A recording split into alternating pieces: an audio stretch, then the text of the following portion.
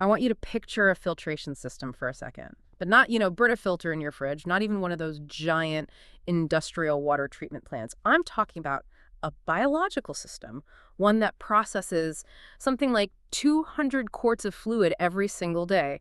It's scrubbing out toxins, balancing these delicate chemical equations, regulating blood pressure, all without you ever having to think about it. And it's doing all of that while being about the size of a computer mouse. Exactly. We're talking about the kidneys. They are, and I really mean this, the unsung heroes of our biology. We spend so much time thinking about brain health or heart health, and those are obviously crucial.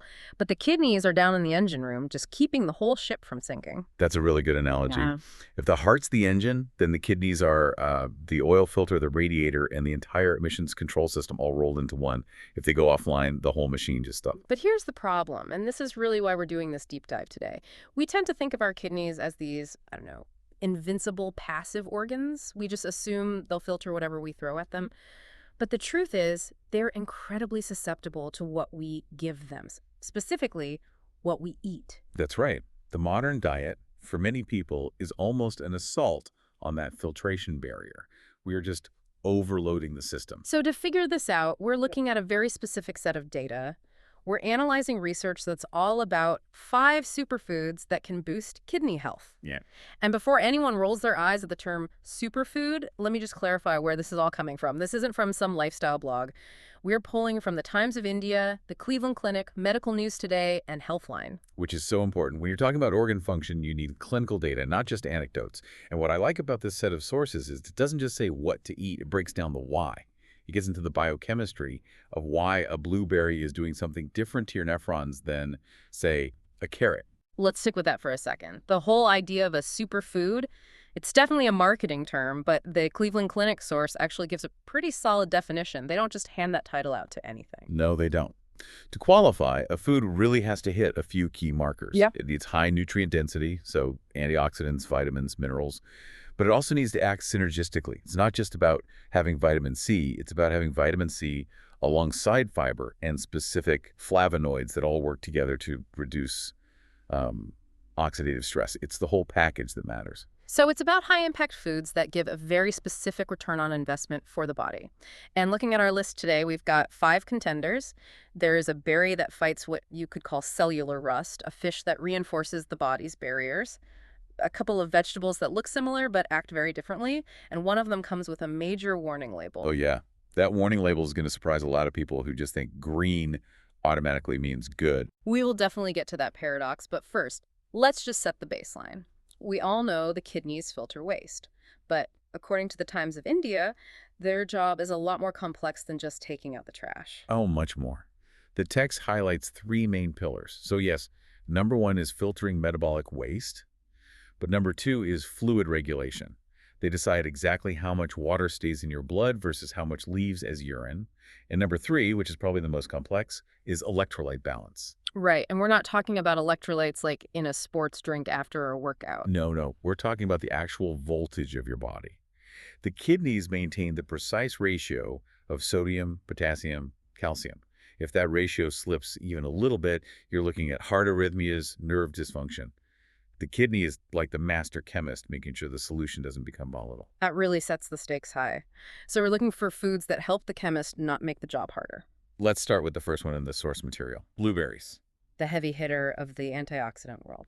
I usually just think of them as something to put on yogurt, but the research points to a specific compound called anthocyanins. Anthocyanins are fascinating. They're the pigments that give berries that deep blue and purple color. But their function is to scavenge free radicals. The source material connects them directly to fighting oxidative stress in the kidneys. Okay, let's unpack oxidative stress. I feel like we all hear that term and just kind of nod along, but what is actually happening to the kidney cells? Think of the kidney's filters, the glomemoruli, as these tiny, delicate nets. Oxidative stress is essentially a chemical reaction that rusts those nets, and over time, that rust causes inflammation and scarring. Anthocyanins basically donate an electron to those unstable molecules, neutralizing them before they can do damage. It's like cellular rust proofing. And the text brings up a 2014 study about this, which I thought was really interesting because it focused on a specific condition, metabolic syndrome. Yes, and that context is everything. Metabolic syndrome isn't one disease, it's a cluster of things. High blood pressure, high blood sugar, excess body fat. The study found that blueberries help protect the kidneys specifically in that high-risk environment. They lowered the inflammatory markers that usually lead to chronic kidney disease. So if you're already dealing with the things that tend to damage kidneys, blueberries can help dampen that fire. But there's another layer here.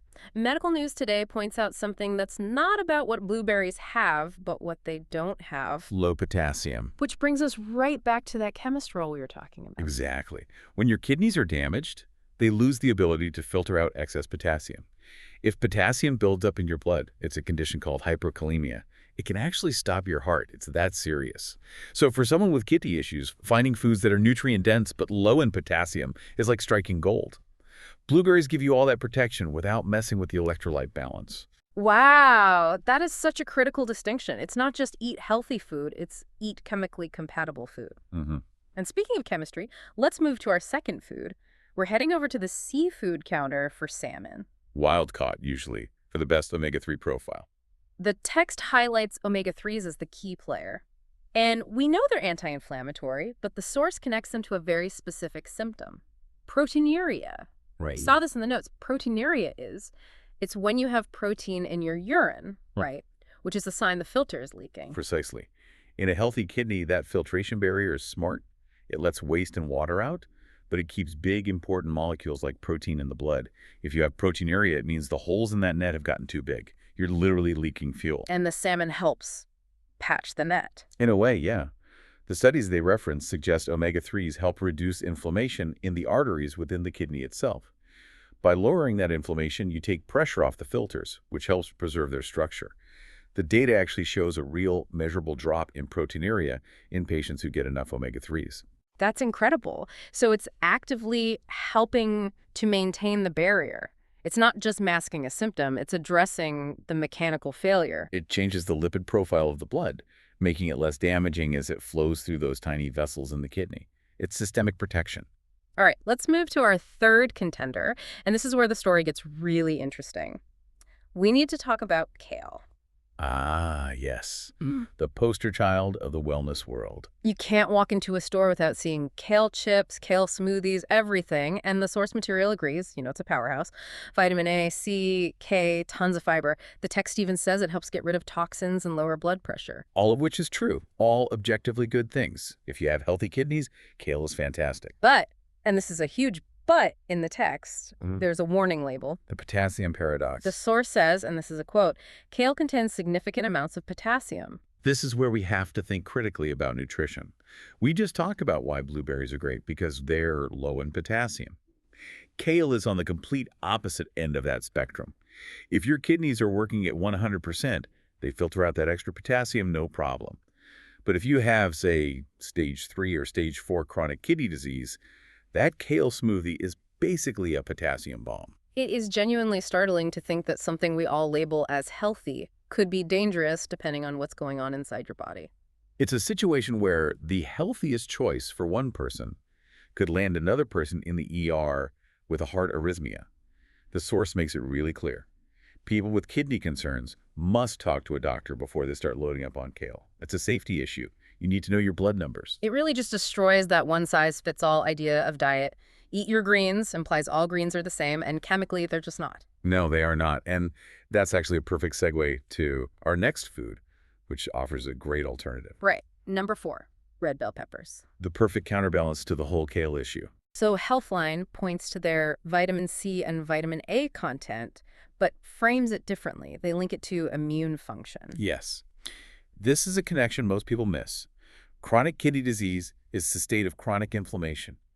Your immune system is constantly activated trying to repair damage. That creates these immune complexes, clusters of antibodies that the kidneys then have to filter. So an overactive immune system literally clogs the filter. Exactly. It adds to the workload. So by getting high doses of antioxidants like vitamin C from red bell peppers, you're helping to calm that inflammation. You're calming the storm so the kidneys don't have to clean up all the debris. And the real kicker here, based on what we just discussed, is the potassium content. Right. Unlike kale, red bell peppers are low in potassium. So you get the high vitamin C, you get the antioxidants, the fiber, but you don't get the electrolyte risk. which makes them a strategic swap. Yeah. If you've been told to watch your potassium, but you still need those nutrients, you drop the kale and you pick up the peppers. It's a safe haven food. I love thinking about the grocery store that way, as a place for strategic swaps. It makes me feel like you actually have some control. Speaking of control, let's get to our final superfood. A vegetable that has been turned into, well, everything in the last few years. Cauliflower. The great shapeshifter. Rice, pizza crust, mashed potatoes. It does it all. The source calls it out as low potassium and high fiber, which we now know is the gold standard, but it lists 3 benefits, and the third one is something new: sulfur compounds. Procalcinolates and thiocyanates. Okay, that sounds pretty intense. What are they actually doing? So these compounds are what give cauliflower that slightly sulfurous smell when it's cooked. But in the body, they're powerful detoxifiers. The text specifically links them to reducing the risk of kidney stones. Kidney stones are a whole different world of pain. How does a vegetable prevent a stone from forming? It's probably a few things. First, you're replacing foods that might be higher in oxalates. Right. But these compounds can also influence the urine's acidity. Kidney stones form when the urine chemistry is just right for crystals to clump together. The sulfur compounds, plus all the fiber and water, help flush the system and prevent that from happening. And the source also mentions it helps with digestion and reducing toxin buildup. That connects back to the whole cauliflower mash trend you mentioned. If you're eating cauliflower mash instead of, say, instant potatoes, you are drastically lowering your blood sugar spike. High blood sugar is a huge enemy of the kidney filter. So by swapping to cauliflower, you're protecting the kidney from sugar damage and providing chemical protection against stones. It's a defense on multiple fronts. It's doing a lot of heavy lifting for a humble, lumpy vegetable. It really is. It justifies the superfood label because it's addressing multiple potential problems at the same time. Okay, so let's zoom out. We've gone through blueberries, salmon, kale, red bell peppers, and cauliflower. If we look at the patterns, what's the synthesis here? What's the big takeaway from this deep dive? The takeaway is that kidney health isn't just about eating clean. It's about understanding the actual mechanics of the organ. We saw 3 clear mechanisms. 1, inflammation control. That's your blueberries and salmon. You have to put out the fire. 2, barrier protection, keeping that filter from getting leaky. And 3, electrolyte management. You have to navigate that potassium minefield. It's like you're managing a high-performance machine. You need the right coolant, you need the right lubricants, and you absolutely need the right fuel. You can't just dump anything in the tank. That's it, exactly. And the most empowering part for you, the listener, is that your diet is an active participant in this. Yeah. You aren't just feeding your stomach. You're actively helping your kidneys filter 200 quarts of blood. You're either lightening their load or adding to it. That idea of lightening the load really sticks with me, especially with the kale versus pepper comparison. It's not about good food versus bad food. It's all about context. And that's the potassium paradox we have to leave people with. It is such a humbling reminder that biology is individual. What heals one person could literally harm another if their filtration system is compromised. It just proves why knowing your own body, your own numbers, is so much more important than following some generic top 10 list. Absolutely. So next time you're in the produce aisle, maybe give a little nod to the red bell pepper and the cauliflower. They are working hard so your internal chemistry set doesn't blow up. And maybe get a blood test before you go for that Costco-sized bag of kale. Always sound advice. Thanks for listening to this deep dive on kidney health. We hope we filtered out the noise and gave you the pure signal. Nice. See what you did there. Had to do it. We'll catch you next time.